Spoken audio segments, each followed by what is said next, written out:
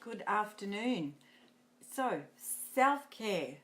What's it all about? Why have I made September a self-care month? Because I must tell you that self-care, I've always had a bit of a funny relationship with self-care. And, in a lot of quarters, self-care is seen as selfish. It is seen as self-indulgent. And it's actually not really well understood. So I am going to post some prompts up, and they're journaling prompts. Now, if you're not into journaling, hey, that's okay. These are things that you can think about.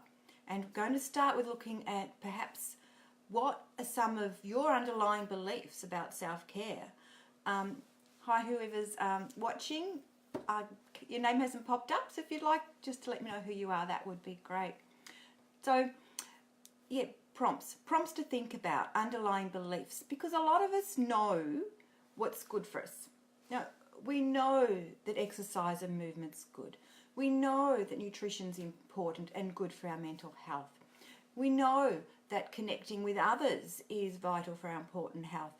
But there's other aspects of self-care that maybe aren't so obvious, which we're going to look at.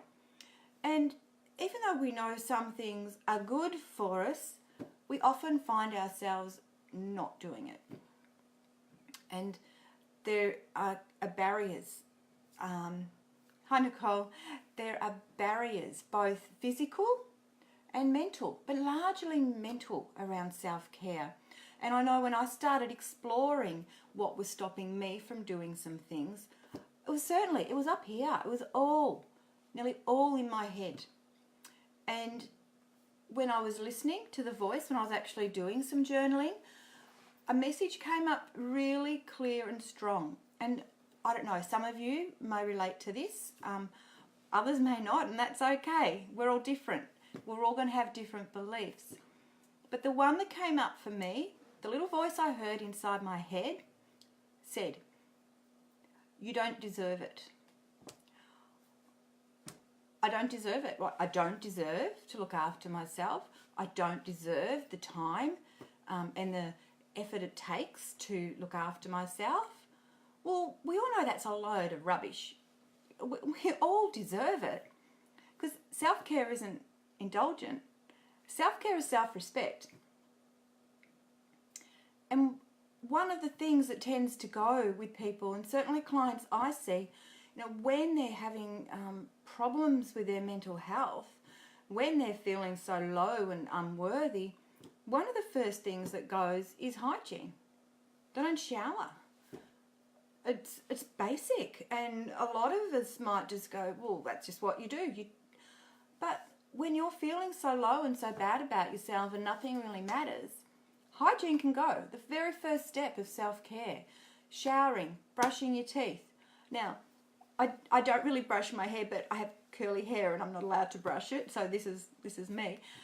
But it's those little things. So self-care ranges from things that might be so basic to investing in your spiritual connection. Now, there's a huge range, so I'm really looking forward to this month to exploring these things with you. And I'm putting up some challenges. If we're going to have you done your self-care today? Have you done something that shows that you value yourself, you respect yourself, that you're worthy of self-care? Yes. So, thanks for joining me, Nicole. I'm not sure where you're at with your journey of self-care, but it's a really individual one. And I will put those prompts up. So, if you like this topic and you find it fascinating, let me know. Share it with your friends. Send a question.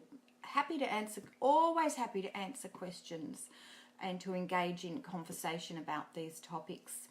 And so that's it. I have done my self-care today. I did go off to the gym, and different way to start the day for me today it was, but that's another story. And okay, have a great rest of the afternoon. And just to recap, keep an eye out for those prompts. We're going to start with journaling if you like, about your self-care beliefs and see what pops up for you. Okay, bye, Nicole.